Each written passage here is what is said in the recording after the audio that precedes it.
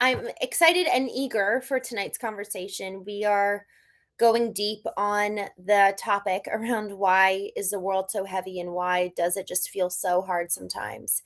And it's really, really important that we do this because y'all, we can sometimes go through life in a way where we're just moving quickly and we're not really taking stock of the reality of what's going on and the reality of the experience we're having.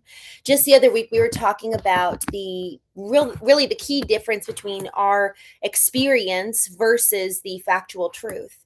And in so doing, we kind of come face to face with this aspect of, okay, if I've got the reality of my experience, but also the reality of the objective factual truth, well, which one am I going to listen to? Which one am I going to lean into? And usually we will twist or change one to fit the other rather than can actually coexist together. And in that process, when we kind of allow for it, like kind of take our hands off the wheel and simply become observers, that step to observe, what is my experience? What am I actually going through? What am I experiencing? What am I feeling? And what is the reality of what took place? What actually happened? And so, as we start allowing for observation, we start becoming more aware of what is going on, not just in our experience, not just in the facts, but also other people in their experience. So, the reason why this concept of observation is so important is because the world can feel so heavy sometimes and it can feel overwhelming. It's like it's drowning you and me. There was a concept that really, really has been transformational for me. I was actually, I think it's okay to say this live. My darling and I, for the first couple of months that we started talking and kind of figuring out if we could have a relationship, there I didn't know how to do conflict. I never was raised to do conflict. And I've only ever been in two relationships. One was my husband of 8.5 years. We were together for a decade. And so that was my one relationship. And then I guess 4 years later, I started seeing somebody, but it was under the guise of, okay, let's see if we can figure this out. Like, is this something that we even want to pursue in the first place? And I had to learn to do conflict. I never was taught the skills of processing hard information. I was never taught the skills of processing their opinion and their experience when it's so radically different from mine, but also not abandoning my own experience. What I did in my first relationship, lasting up until I was 28 years old, what I would do was I would abandon my experience and go sit with them and theirs. And I thought that was love. I thought that was empathy. I thought that was actually the way that we were supposed to operate in relationships, was self-abandonment for the sake of connection and love, to go sit in someone else's experience and extend empathy. So I would sacrifice myself on the altar of connection rather than recognizing true, meaningful, real love is actually a two-way street where you and I are both coming together honest and aware of our own experience and being able to have even the tools and the skills and the ability to even talk about it without trying to say, well, you need to align with my experience or vice versa. Rather, we can recognize we both have a different experience, and I'm going to be curious about yours and you'll be curious about mine. But in order for us to even be curious in the first place, it actually requires an ability to be curious about our own experience to begin with. So before I can ever dream or hope to sit with somebody else in theirs, I need to understand my own. So the Knowing Show, the title of this episode today, but every single episode for the last year, has been a dive into knowing ourselves for the sake of knowing the other person, for the sake of knowing our kids, for the sake of even knowing our businesses. If we don't understand the way we're showing up and the impact we're going to have on our employees, the way that they show up psychologically in the boardroom, do they actually feel safe enough to bring creative ideas? Are we self regulated?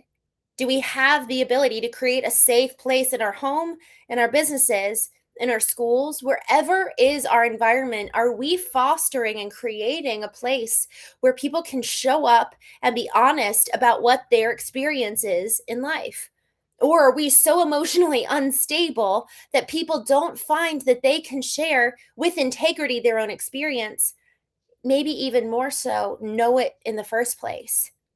There's my darling has 2 little boys, and there's been this element of creating a space where his little boys can feel safe to share what their experience is. So today at lunch, a woman, Kelly, she was our waitress, she was wonderful, and, she called me mom. Well, I'm not their mom.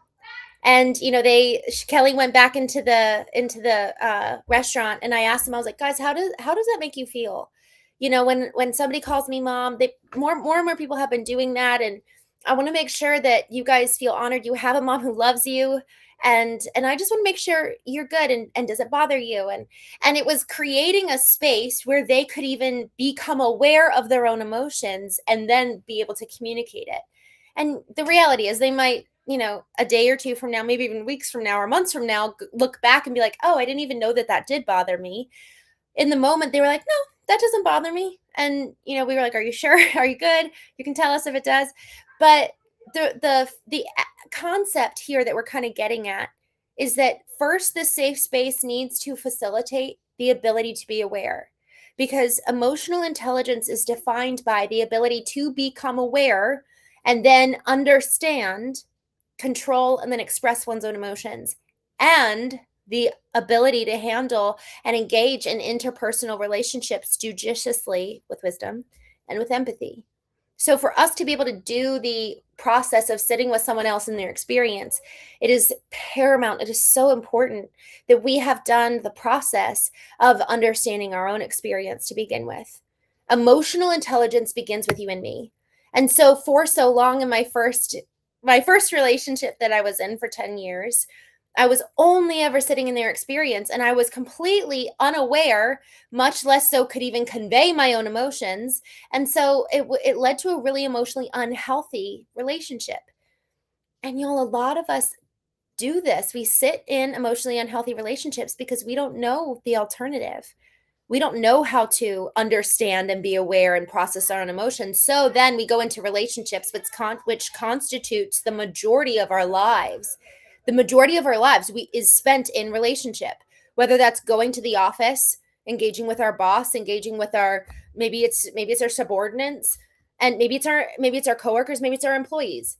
If we don't know how to do relationships, that's going to consistently put a strain on our 9 to 5 and the way we feel for then the majority of our day thereafter. So if we're going to work at 9 a.m. and it's a stressful environment for us, well, then the rest of the evening is just dedicated to decompressing. So maybe we've got 2 or 3 hours of peace in the morning before that. But are we really at peace because we're filled with stress over what we're going to experience? So, when we consider this question tonight, why does the world feel so heavy? A lot of times, that kind of emotional weight has to do with the fact that we don't know how to process our own experience in the world. So, as we consider this question, why does the world feel so heavy? Perhaps it's not so much about looking external and controlling our external environment. Maybe it has more to do with actually going inward and understanding the very fabric of our inner architecture for the sake of allowing us to then be able to go outward and extend outward into our community, whether our community looks like family or business or friends. Being able to bring the ability to create a safe space for others. And when I say safe space, it might even just be, we're self-regulated, we're good, so to say. We know how we're feeling, we know how we're doing, and we're able to then create a space for other people to be able to process how they're experiencing the world. And the ideal, I love to think of it kind of as an arena, like Theodore Roosevelt talks about in his speech. The arena of, I'm going to process and know my experience, and I'm going to kind of battle it out within myself. So we've got our own inner arena, and then we go into the arena sometimes with other people. So we talked about this earlier, where my darling and I, for the first 4 to 5 months, had to figure out, how do we do conflict? And I had no idea of how to do that because, again, like I shared, I've only been in 2 relationships, and the first one I would go and sit in their experience, and then this second relationship, it's been just this like really hard battle of, for me to do relationship well, I need to first know my experience, know the facts, and then know their experience. If we think of it kind of like the concept of reality, just to kind of dumb it down, for me, this has been helpful. It's okay. My experience constitutes 33%, 0.33333 for eternity. Their experience constitutes 33%, and the facts constitute 33%, because none of us are living as robots. We're not living just solely based on the factual data. We are all very emotionally driven.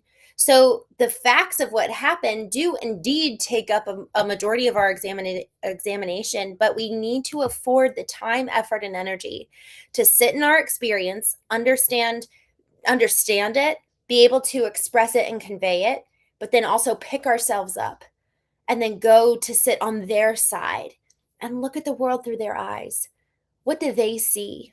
And what do they see because of what happened in the past to them, for them, because of whatever happened in their past that's showing up in the present. So the more we do the work to understand our experience, honestly, the same tools that we utilize to understand our experience, we're actually able to take it over and offer it to somebody else. This is where knowing ourselves is actually one of the most selfless things we can do, because we're extending a hand and saying, hey, I want to know you like I've taken the time to know myself. So when we think about loving others as we love ourselves, well, have we done the work to love ourselves so that we can love others all the more? You know, Today's pop culture, I think that there's been kind of a twist in this concept and definition of self-love, where it sounds actually quite selfish. It sounds like boundaries are the thing that keeps us separate from people, rather than boundaries facilitating community and facilitating relationship. Boundaries are actually the guardrails to connection, and the guardrails to love, and the guardrails to service, rather than the excuse to abdicate responsibility. Before we continue, I just want to jump here in the chat. Brian, I'm so glad to see you. I'm so glad you're here. I know that I didn't schedule the show today, and so I'm just glad you're here. I'm glad you made it. Big Og, hello. Good to see you. Thanks for joining. Not Dead, Still Sexy, hello. Good to see you. G. I love this. Brian says, how do you pick yourself back up after making a mistake at work? Oh, I want to go back to that question. That's so good. Brian, Baba, hello, G, smash, smash, smash, Dave, hello, William, Shaylee, good to see you, Mohammed, William, Ten Rag, thank you. It is Ulta. I think it's 3. I can't remember the number, but if I find it or remember it, I'll tell you. Tay Lance, hello. Mark, good to see you. Chaley, William, Ryan, Jart, hello. Tay Lance, Luis, Tenrag, Deer Season, hello. Lone Werewolf in Arizona. Oh, I have been to Arizona so many times. I am jumping over here on YouTube.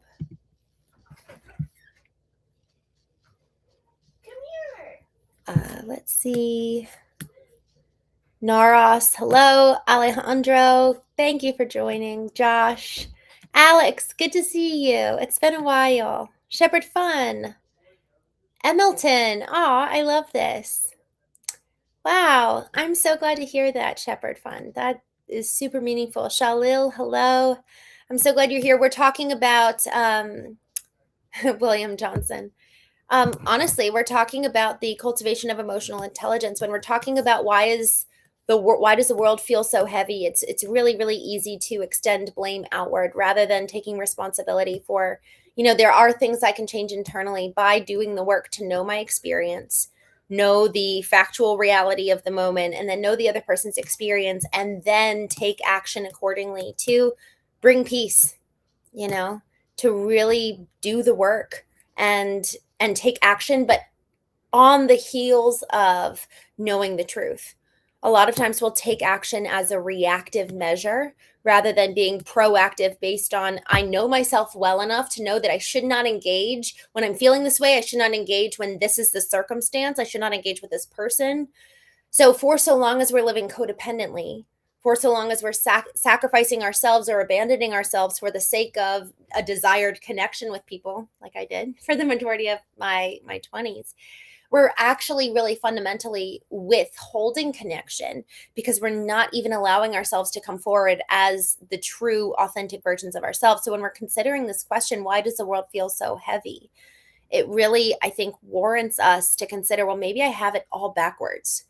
Maybe I'm actually placing so much blame on the people that I have assigned power over me to give me value, to give me my identity, to bear meaning in my world, rather than recognizing we actually have that ability ourselves. So it's moving from this, it's kind of doing this dance. It's very fluid. It's something happens, and then we take the role of the observer, and we become observant of our own experience. That's 33% of the whole picture of reality. We become observant of the facts, what actually happened. That's another 33%. And then we become an observer of the other person's experience.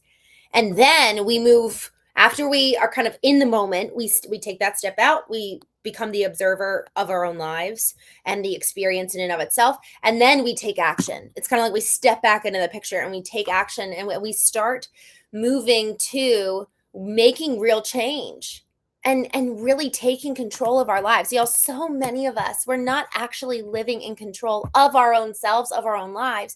We're kind of assigning blame or looking to everybody else rather than going inward and then doing the work afterwards too. I love the concept of agency, assuming agency over ourselves and then taking action accordingly.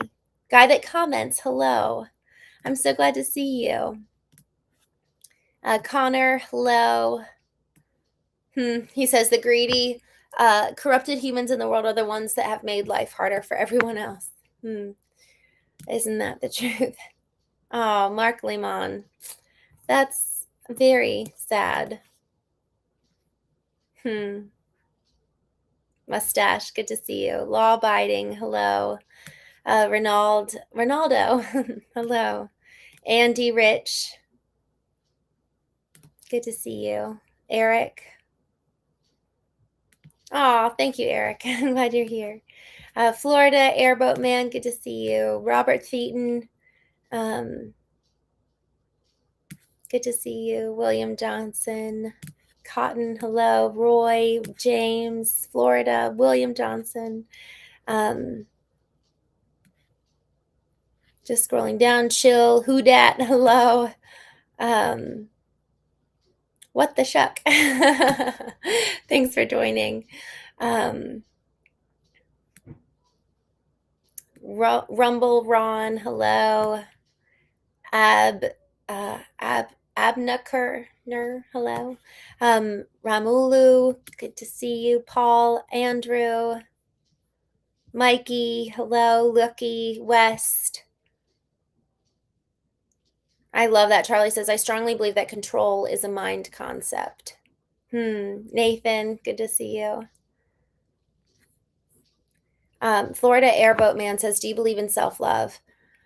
Well, the concept of self-love as defined by culture today has been something that actually I've really not liked. It's felt like, and obviously there's not been a clear definition proposed by pop culture today. The overall assumption that I guess you could say, garnered from it has been that self-love has felt more like an abdication for responsibility rather than the very, perhaps, all right, well, okay, so the Greek word of love, man, there's 7 different meanings of love in the Greek language, whereas the English language only has 1. So the 7 different types of love, one of those is flautus, and that means self-love. And it's the love for self, but it's through the action of taking effectively ownership and responsibility for your life rather than what I just observe so much in pop culture where it feels like that abdication of responsibility.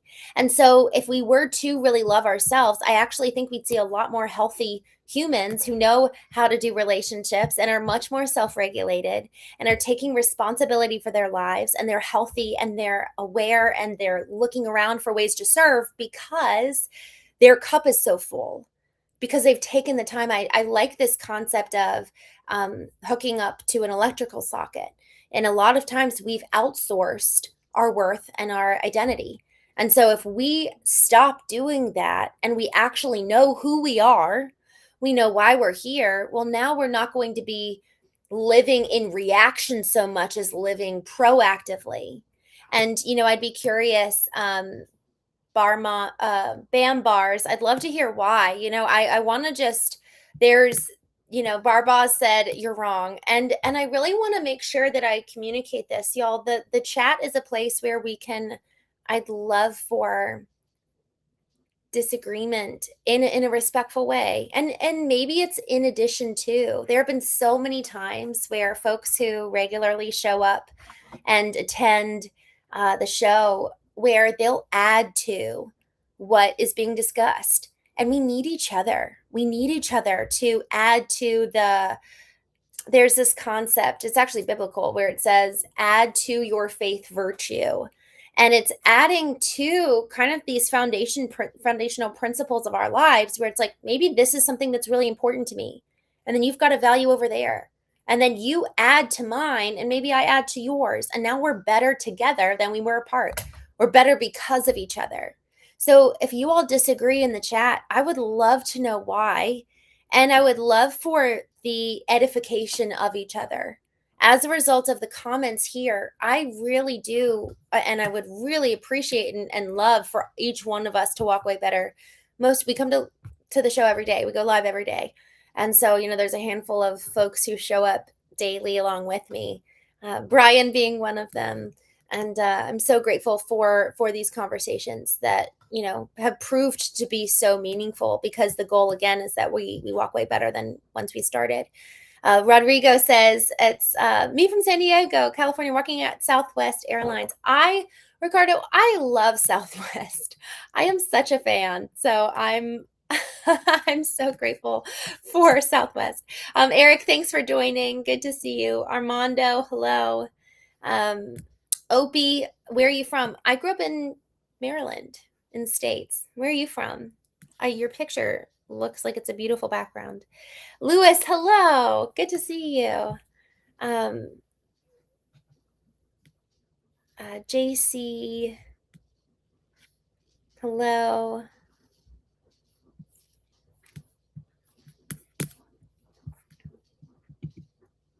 Armando, hello. Nom noms, hello. All right, y'all, I am going to jump over to today's lesson. For those of you who are new to the show, we have actually, we started reading through A Course in Miracles on a daily basis on January 1st, frankly, because I wanted to do that. I really wanted to adhere to the daily practice for my own sake. And then I just decided I might as well go live with it since I'm doing it. So I'm just going to read through today's lesson, and then we'll talk through it a little bit more. And again, if you have points here that we read through that you don't agree with, or you want to kind of start a conversation in the chat, I would love that. I will say, though, there are some rules of engagement that we do really, really ask for respect for each other, because ultimately the way we treat each other is a reflection of how we view ourselves at the end of the day. So let's love ourselves. Talk about flautis, this Greek word that means love. All right, lesson 189. I feel the love of God within me now. There is a light in you the world cannot perceive, and with its eyes you will not see this light, for you are blinded by the world. Yet you have eyes to see it. It is there for you to look upon. It was not placed in you to be kept hidden from your sight. This light is a reflection of the thought we practice now. To feel the love of God within you is to see the world anew, shining in innocence, alive with hope, and blessed with perfect charity and love. Who could feel fear in such a world as this? It welcomes you, rejoices that you came, and sings your praises as it keeps you safe from every form of danger and of pain. It offers you a warm and gentle home in which to stay a while. It blesses you throughout the day and watches through the night as silent guardian of your holy sleep. It sees salvation in you and protects the light in you, in which it sees its own. It offers you its flowers and its snow, in thankfulness for your benevolence. This is the world the love of God reveals. It is so different from the world you see through darkened eyes of malice and of fear that one belies the other. Only one can be perceived at all. The other one is wholly meaningless, a world in which forgiveness shines on everything and peace offers its gentle light to everyone, is inconceivable to those who see a world of hatred rising from attack, poised to avenge, to murder, and destroy. Yet, if the world of hatred, equally unseen and inconceivable to those who feel God's love in them, yet is the world of hatred equally unseen and inconceivable to those who feel God's love in them. Their world reflects the quietness and peace that shines in them, and the gentleness and the innocence they see surrounding them. The joy with which they look out from the endless wells of joy within. What they have felt in them, they look upon and see its sure reflection everywhere. What would you see? The choice is given you. But learn and do not let your mind forget this law of seeing. You will look upon all that which you feel within. If hatred finds a place within your heart, you will perceive a fearful world, held cruelly in death's sharpened, pointed, bony fingers. If you feel the love of God within you, you will look out on a world of mercy and of love. Today we pass illusions as we seek to reach to what is true within us and feel its all embracing tenderness, its love, which knows us perfect as itself, its sight, which is the gift of love bestows on us. We learn the way today. It is as sure as love itself, to which it carries us. For its simplicity avoids the snares, the foolish convolutions of the world's apparent reasoning, but serve to hide. Simply do this: be still and lay aside all thoughts of what you are and what God is, all concepts you have learned about the world, all images you hold about yourself. Empty your mind of everything it thinks is either true or false, or good or bad, of every thought it judges worthy, and all the ideas of which it is ashamed. Hold on to nothing. Do not bring them with you one thought the past has taught, nor one belief you ever learned before from anything. Forget this world, forget this course, and come with wholly empty hands unto your God. Is it not He who knows the way to you? You need not know the way to Him. Your part is simply to allow all obstacles that you have interposed between the Son and God the Father to be quietly removed forever. God will do His part in joyful, immediate response. Ask and receive. Do not make demands, nor point the road to God by which He should appear to you. The way to reach Him is merely to let Him be, for in that way is your reality proclaimed as well. And so today we do not choose the way in which we go to Him, but we do choose to let Him come. And with this choice we rest. And in our quiet hearts and open minds, His love will blaze its pathway of itself. What has not been denied is surely there, if it be true, and can be surely reached. God knows His Son and knows the way to Him. He does not need His Son to show Him how to find His way. Through every open door, His love shines outward from its home within and lightens up the world in innocence. I want to go back to the fourth paragraph here. Yet in the world of hatred, equally unseen and inconceivable to those who feel God's love in them, their world reflects the quietness and peace which shines in them, and the gentleness and innocence they see surrounding them, the joy with which they look out from the endless wells of joy within. What they have felt in them, they thus look upon and see its sure reflection everywhere. Y'all, I cannot tell you how many times my reaction to other people has been a sign for me of I'm not doing well, that I'm struggling, that my my anger or frustration or just something really, really subtle as feeling fearful. That to me is my sign it's time to go inward. It's time to do the work. My reaction is my own reflection.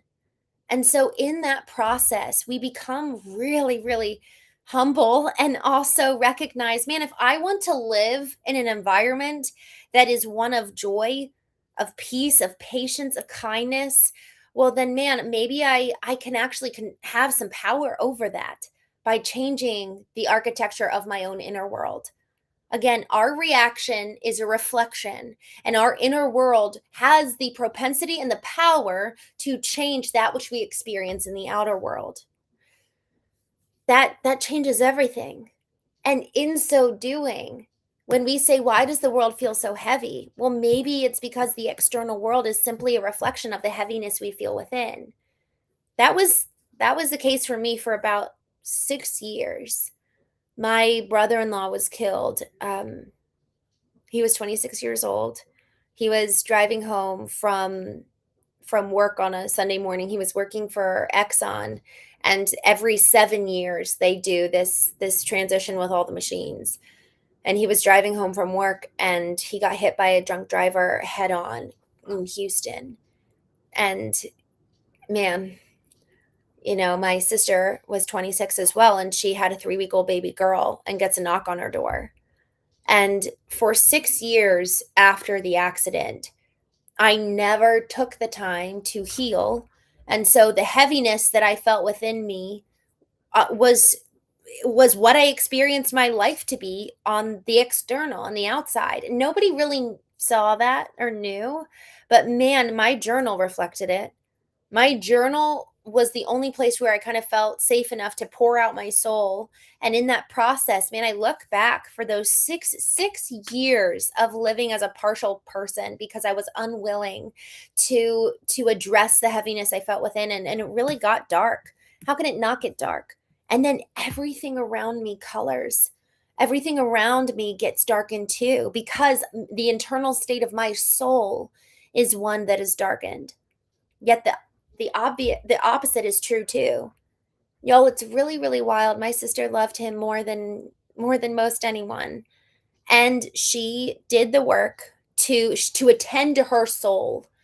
We talked about this a little bit earlier around the Greek word flautus, which means self-love.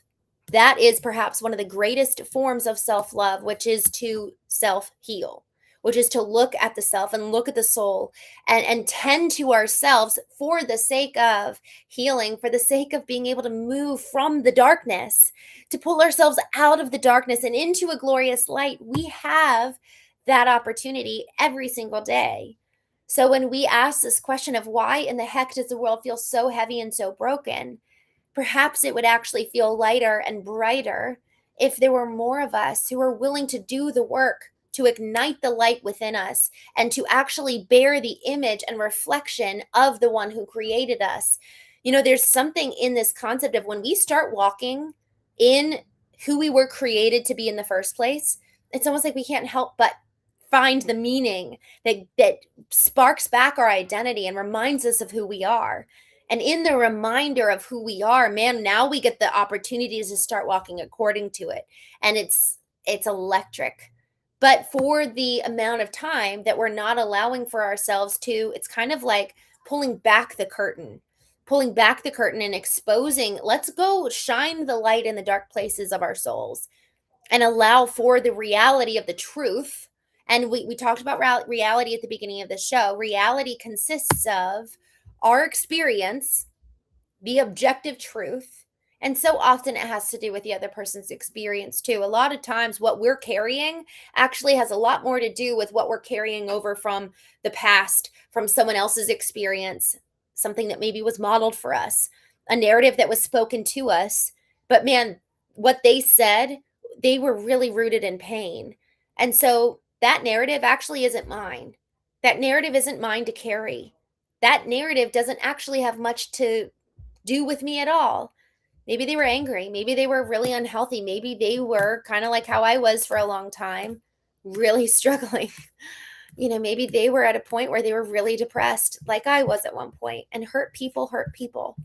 So if we don't understand and we don't have the I guess awareness of, oh, that's your experience, that's not mine. And I'm actually going to put up a mental, emotional boundary so that I can sit with you in your experience, but not adopt it as my own.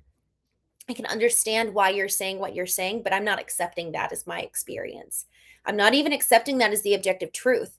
It's just your experience. And once we start letting go of someone else's experience and start letting go of our own so that they can sit with us in ours and we don't have to prove to them of why we're right, but simply having kind of the emotional maturity of, yeah, that's my experience. And it's not wrong, but it also doesn't mean that it is the quote unquote right reality, objective truth of what happened. So, in the humility that comes with looking at and observing my experience, the objective facts, and someone else's experience, now we can start making real change in our lives to be able to allow for us to start perhaps living a life that we love, or perhaps even it's simply as, I guess you could say, hmm, maybe it's really just as simple as walking in accordance with who we were created to be in the first place. And then it's once I remember who was I created to be in the first place, what's my innate nature? Well, okay, now what do I want to change in my life around me? But it starts with the recollection and remembrance of who we are, who we were created to be. And once we start moving away from the replication, we can start then recreating and creating a new environment for ourselves, for those around us. But it starts with the inner work and then it extends outward. And to this point, I just love this. Those of us who are brave enough and willing enough to allow for our experience to be divorced of someone else's, we then can say, you know what? If you're in hate and you're in misery and you're resentful, I choose not to live that way. I'm going to choose to exist in a different one, a different experience. And I choose love. I choose a different spirit to reside in me. And so to that point, there's a concept of you shall know a tree by its fruit. There are 9 fruits that reflect that when we're actually living in accordance with the spirit of the one who created us, the spirit of God, of the spirit of Christ. And those 9 fruits are love, joy, peace, patience, kindness, goodness, faithfulness, gentleness, self control. Those 9 are the very markers that we can look out for where it's like, oh, I'm not actually living in accordance with who I want to be. I'm not actually my home experience and my home environment isn't one that is defined by those fruits. So then what do I need to do to create a new environment? A lot of times we replicate what was modeled for us. And a lot of times it does not include the fruits of that spirit of Christ. And so we actually need to go and change a whole bunch of stuff. But if we're partnered with somebody who has a spirit of resentment or a spirit of anger rather than a spirit of love, it's nearly impossible to change the culture of our home. However, it doesn't mean it is. It means that we can, and perhaps it's like that kind of the next step is if we recognize we're kind of locked and in relationship with somebody who fundamentally has a different spirit than the one that we're striving for. What does it look like to create something new? What does it look like to take that kind of agency of our lives to allow for us to start cultivating an environment that fosters the change that we want to see? And it might even start with your own bedroom or your own time alone so that we can do that internal change first. And I got to tell you, it's kind of like it's kind of miraculous in some ways when we're at an emotional level of joy and love. It pulls people out of a funk. Have you guys seen that before? Where it's like you're feeling in a funk and then you have a friend come in and just be like, hey, like I'm so glad to see you and let's go ahead and we're gonna have a good day. It's kind of like, all right, let's rally. I'm in it. I don't want to have a bad day. Yet it's almost like we can't do it ourselves sometimes, and we get to benefit from those around us who are already there. Same goes for us. We have the ability to pull forth and bring people forth out of their stupor, out of their slump, But it's just a question of who's going to hold the higher emotional power, the higher emotional level. And David Hawkins talks about this in his book, Letting Go. He talks about, he basically assigns numerical values for emotions, where each emotional level, let's say, has a numerical value. And I think that that's pretty much a good definition for frequency, where it's okay, the level of pride, emotional level of pride is 150, the emotional level of courage is 200. So, okay, we're going up, but the emotional level of shame is 20. And we've seen people in shame, they're kind of small, and man, it's just like you can sense it, you can feel it, and you're like, ah, like this is that just doesn't feel good to be around somebody who's in shame or guilt, depression even. Like, man, it's just hard to be around those folks because their emotional level is so low. But man, we can call them forth. We can call ourselves forth. So when this question is poised around why does the world feel so heavy around us? So often it is merely a reflection of the world in us. Just jumping over here into the chat. Travis P, I'm so glad you're here. Parker, Abdul, good to see you. Thank you, Abdul. I'm glad you're here. Eric, hello, my friend. Martin, hello. Alex.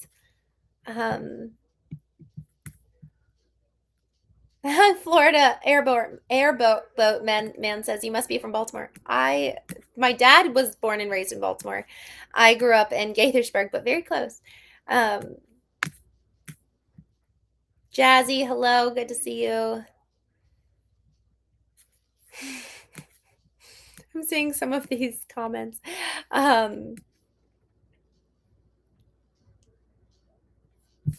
Just scrolling through.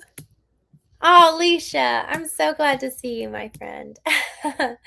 Ducks Y, hello. Smoking Cool, good to see you. Have met, hello. It's been a while. Oh, I'm glad you're here. Michael, good to see you. J-Do, Godstone, Stom, hello. Y'all, thank you so much for joining. I'm so grateful. What a wonderful evening to spend together. So thank you for joining.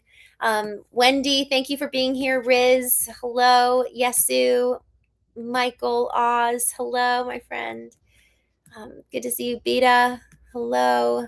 Leana, Maxim from Paris, hello. Rave, Lance, good to see you guys. Matt, hello. Restored, good to see you. Y'all, thank you so much for joining. I am going to jump off here. I will see you all tomorrow for the next episode of The Knowing Show. But thank you all so much for joining in, and I hope you have a wonderful evening. Good night.